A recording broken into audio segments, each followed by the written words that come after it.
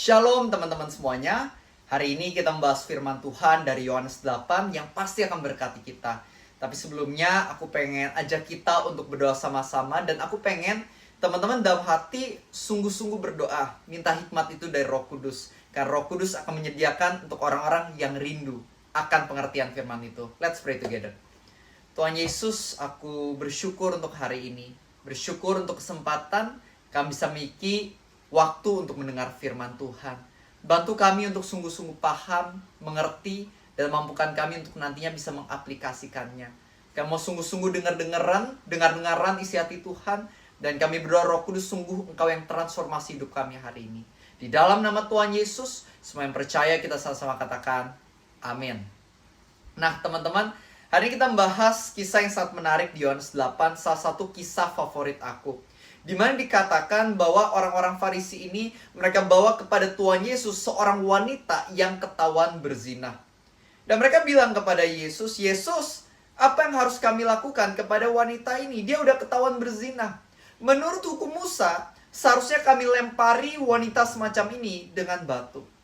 Tapi Tuhan Yesus awalnya nggak menjawab mereka. Setelah Tuhan Yesus terus didesak oleh mereka, akhirnya Tuhan Yesus mengatakan seperti ini. Siapa di antaramu yang tidak berdosa, silahkan lempar batu yang pertama. Akhirnya satu persatu, mulai dari yang paling tua, mereka mulai meninggalkan tempat itu, hingga akhirnya tinggal tersisa Yesus dengan wanita ini. Tuhan Yesus bertanya, hai wanita, di manakah orang-orang yang hendak menghakimimu? Dan di sana wanita ini mengatakan, tidak ada Tuhan. Kata Tuhan Yesus, aku pun tidak menghakimimu. Sekarang pergilah dan jangan berbuat dosa lagi. Ini adalah kisah Alkitab yang buat aku benar-benar bagus dan indah banget. Banyak hal yang bisa kita pelajari di sini. Yang pertama, kita bisa belajar jangan hidup dalam dosa, karena dosamu suatu hari akan pasti ketahuan dan menghancurkan hidup. Banyak orang hari ini mungkin melakukan dosa berpikir, oh nggak akan ketahuan dia. Mungkin terus hidup di dalam perselingkuhan dan dia pikir nggak akan ketahuan. Dia terus hidup dalam dosa nafsu, dia pikir nggak akan ketahuan. Dia terus mencuri, dia pikir nggak akan ketahuan. Dia terus berbohong, dia pikir nggak akan ketahuan. Tapi Alkitab mengatakan bahwa apa yang tersembunyi, itu pada akhirnya akan diberikan atau dibikin orang-orang tuh tahu gitu. Apa yang tersembunyi pada akhirnya itu akan diteriakan dari atas atap rumah. Intinya apa sih? Intinya jangan terus hidup dalam dosa. Hidup dalam dosa itu nggak enak. Dan juga ketika ketahuan akan sangat merusak hidup kita. Maka itu jangan hidup dalam dosa lagi. Apapun dosamu, tinggalkan secepat dan setotalitas mungkin. Tuhan mau menolong kita untuk sungguh-sungguh bisa bertobat. Tapi kita sendirinya harus mau. Tuhan sediakan yang namanya kuasanya. Tapi kita sendirinya juga harus mengatakan, yes Lord, I want to change. Pelajaran kedua yang mesti kita pelajari adalah jangan sampai seperti orang-orang Farisi yang self-righteous waktu itu. Mereka ini kepengen lempari wanita ini dengan batu, dan keren banget jawaban Tuhan Yesus. Tuhan Yesus mengatakan, barang siapa tidak berdosa, lempar batu pertama. Intinya Tuhan mau bilang gini, kamu mau hakimin orang. Kamu sadar gak, kamu tuh juga punya kesalahan loh ke Tuhan. Jadi jangan pernah nganggap orang tuh kayaknya buruk dan rendah banget, sedangkan kamu tuh jauh lebih baik dan suci. Padahal kebenarannya setiap dari kita ini berdosa, setiap dari kita butuh kasih karunia Tuhan. Setiap dari kita tuh nggak ada yang layak menghakimi satu sama lain. Tuhan yang layak menghakimi. Karena dialah yang sempurna, tidak bercacat, dan kudus. Dan dia juga pencipta manusia dan segala isinya. Makanya yang layak menghakimi cuma Tuhan, bukan kita. Makanya jangan suka menghakimi lagi ya mulai hari ini. Mulai hari ini, marilah kita jadi orang yang justru mendoakan dan menolong orang-orang yang hidup dalam dosa supaya mereka bisa berubah. Bukan hak kita untuk menghakimi, tetapi Tuhan telah menitipkan sebuah tanggung jawab dan kepercayaan untuk kita mengasihi. Apalagi orang-orang yang belum kenal Tuhan. Itu hal kedua yang harus kita mengerti dan tahu. Hal ketiga yang aku suka banget, Tuhan Yesus bertanya kepada wanita ini, di manakah orang-orang yang hendak menghakimimu? Dan Tuhan Yesus ketika wanita ini mengatakan tidak ada, kata Tuhan Yesus, aku juga tidak menghakimimu. Tuhan kita mau mengampuni kita apapun dosa kita. Banyak anak muda yang bertanya pada aku, kok Revi, aku udah jatuh ke dalam dosa ini. Udah parah banget, aku melakukan dosa ini lebih dari sekali, beberapa kali. Tuhan gimana ya Korevi, apakah Tuhan masih mau mengampuni seorang sepertiku? Jawabannya, apapun dosamu, Tuhan masih mau mengampunimu. Tuhan masih mau mengampunimu. Kasih karunia Tuhan itu sangat amat besar. Tapi jangan sampai ini membuat kita jadi berpikir, oh ya udah karena Tuhan ampuni, karena Tuhan punya kasih karunia, nggak apa-apa lah, aku terus aja hajar dalam dosa. Kan dia Maha Pengampun. Jangan anggap remeh kasih karunia Tuhan. Perhatikan perkataan Tuhan Yesus ke wanita ini. Pergilah dan jangan berbuat dosa lagi. Bukan pergilah dan silahkan berbuat dosa karena aku mengampunimu. Bukan. Melainkan Tuhan Yesus mengatakan, aku tidak menghakimimu, aku mengampunimu. Tapi kamu jangan lakukan dosa lagi. Bahkan di ayat lain, ketika Tuhan Yesus menyembuhkan orang, Tuhan Yesus bilang ke orang tersebut, jangan berbuat dosa lagi, supaya yang lebih parah jangan terjadi padamu. Kalau kamu udah diampuni Tuhan Yesus, tapi kamu terus memilih untuk hidup dalam dosa, pada akhirnya keadaan kamu tuh gak akan baik, pasti buruk. Karena ingat, dosa itu mendatangkan maut, bukan cuma neraka pada akhirat, tapi ketika di atas bumi, dosa itu menghasilkan dampak-dampak negatif, baik kita sadari maupun kita gak sadari.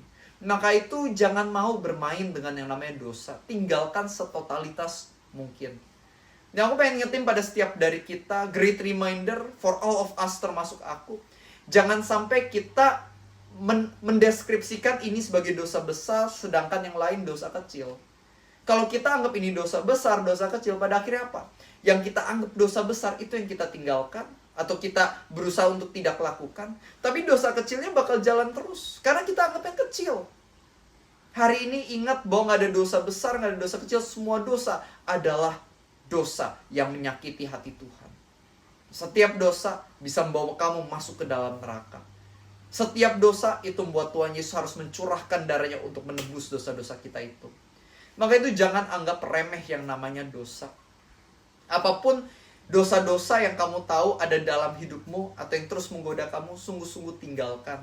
Dan lakukan ini karena kita mau mengasihi Tuhan. Karena kita tahu Tuhan udah sayang banget sama kita. Dia udah give the best, yaitu dia mati di atas kayu salib untuk menebus dosa kita. Tuhan Yesus aja udah rela untuk berkorban sebegitunya buat kita. Marilah kita juga lakukan bagian kita. Kita balas budi atau tunjukkan bentuk syukur kita. Dengan cara ya kita mau tinggalin dosa kita. Teman-teman, marilah kita memiliki alasan yang benar ketika mau bertobat.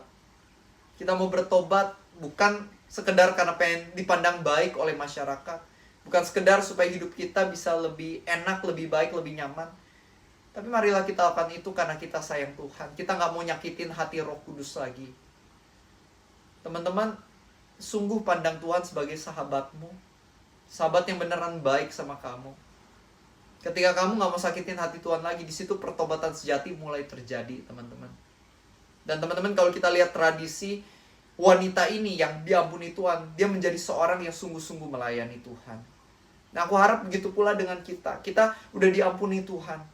Respon yang seharusnya kita berikan adalah kita mulai sungguh-sungguh melayani Tuhan dengan setia. Yes, aku ngerti setiap dari kita gak sempurna, termasuk aku gak sempurna.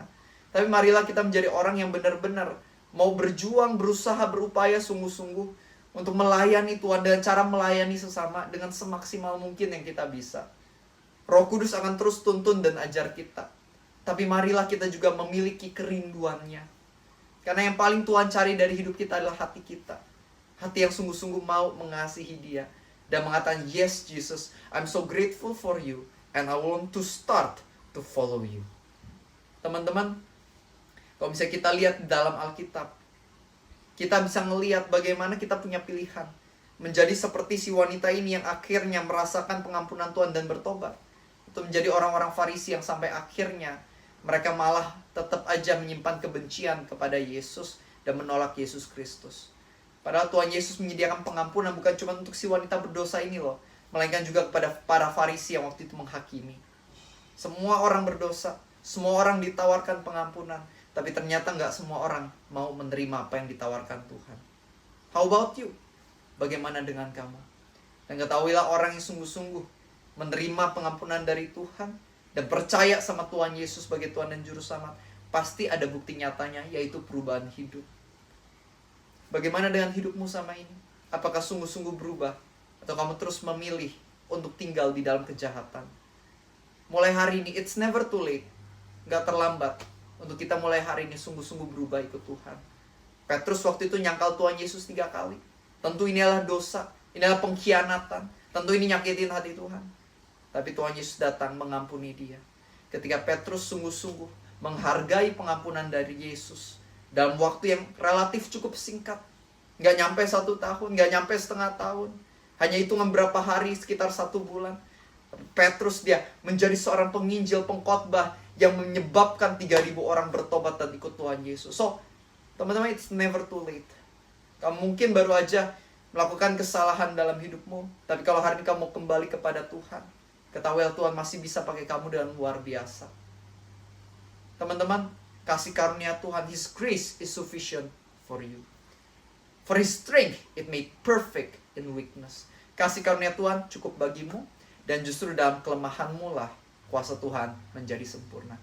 Kuasa Tuhan yang memulihkan, mengubahkan, dan menggunakan Petrus untuk jadi berkat yang luar biasa, kasih karunia yang sama yang Tuhan sediakan bagi kamu hari ini. Maka itu, come to Jesus today. Amen. Mari kita tutup dalam doa. Roh Kudus, kami bersyukur banget untuk firman ini, dan kami percaya firman ini gak kebetulan. Kalau Tuhan ingetin kami lagi, ajar kami lagi, kami dengan kerendahan hati mengatakan terima kasih ya Tuhan. Roh Kudus, ampuni semua dosa kami, ampuni semua kesalahan kami. Kami udah melakukan banyak kegagalan, kami kadang udah lupain Engkau, kami udah sakitin hatimu. We're so sorry. Dan thank you Tuhan udah mau ampuni orang-orang yang bobrok kayak kami. Roh Kudus Tuhan, tolong kami agar dalam langkah kami bisa mengambil putusan yang benar, bisa menolak setiap godaan dosa. Kami bisa menjadi berkat, melayani sungguh-sungguh menyenangkan hati Tuhan. Tuhan tolong kami. Kami manusia gak sempurna, tapi kami sungguh-sungguh mau mulai hari ini nyenengin hati Tuhan lebih lagi. Bantu kami Tuhan, sungguh bantu kami. Terima kasih Tuhan untuk semua yang telah Tuhan sediakan. Dan kami percaya sebagaimana Engkau menggunakan wanita tersebut dan juga Petrus pada akhirnya untuk mulai melayani dan jadi berkat. Begitu pula Tuhan akan pakai kami lebih lagi untuk jadi berkat. We're so grateful for your grace. Bersyukur untuk kasih karunia-Mu. Tanpa kasih karunia-Mu, kami bukanlah apa-apa. Tanpa kasih karunia-Mu, kami gak bisa selamat. Tanpa kasih karunia-Mu, kami gak bisa berubah. Banjiri kami dengan kasih karunia-Mu setiap hari, supaya kami menjadi semakin serupa dengan Yesus, dan dipakai sungguh-sungguh oleh Tuhan untuk jadi blessing bagi banyak orang. Di dalam nama Tuhan Yesus, semua yang percaya kita sama-sama katakan amin. Thank you teman-teman udah dengar firman ini, dan aku berdoa agar renungan yang aku upload setiap hari jam 6 pagi ini bisa memberkati dan menginspirasi kamu. Maka itu jangan lupa subscribe, nyalakan tombol loncengnya jika belum, dan kalian bisa menikmati renungan setiap hari. Atau mungkin kalau kalian mau baca buku rohani karyaku, bisa lihat aja di dalam kolom caption atau description. Kamu bisa lihat nomor WhatsApp yang tercantum atau link shopnya, kamu bisa ke sana, dapatkan buku-buku yang aku percaya bisa membangun iman kamu. Itu aja buat kali ini. God bless you and see you next time.